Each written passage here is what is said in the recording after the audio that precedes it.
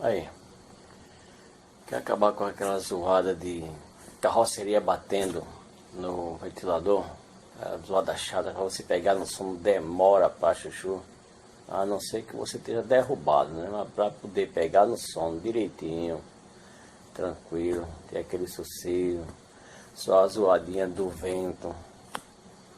E acabar com aquele sacolejado todo, o ventilador com a carcaça folote. Bom, então, segue aí, beleza? E resolve tua bronca também, que nem eu resolvi a minha. Mas o ventilador não prende mais a grade traseira, ó, com essa folga aí. Tá vendo? Ó, folgado. Ó pra aí.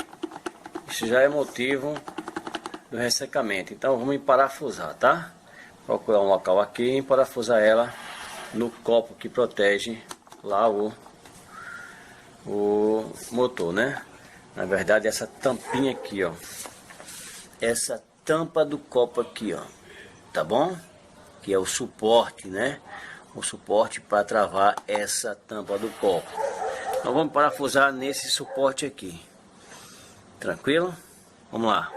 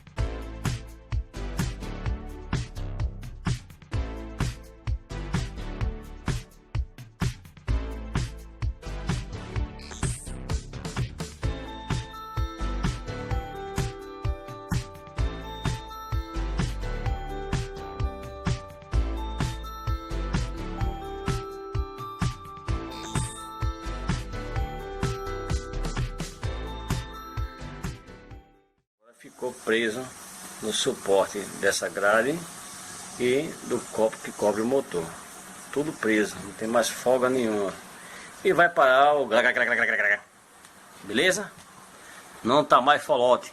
Pronto, tranquilex. Vamos fechar agora o camarada, botar a hélice e partir para o abraço e tomar um ventinho.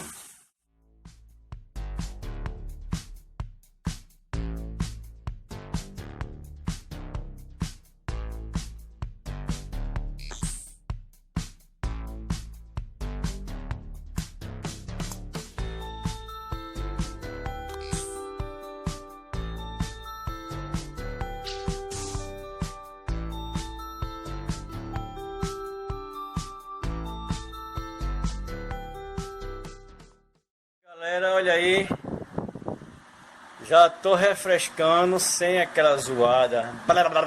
Acabou-se, novo zerado. Bom, agora tá na hora de almoçar, tomar uma fresquinha, dar aquela cochilada, tá? Pra vocês aí, um grande abraço. Eu vou curtir aqui meu ventilador. Não é aquele silêncio, né? Mas olha, pra sucata que tava, viu? Tá filé agora. Um abraço pra vocês aí. Tudo de bom. Deus abençoe a todos.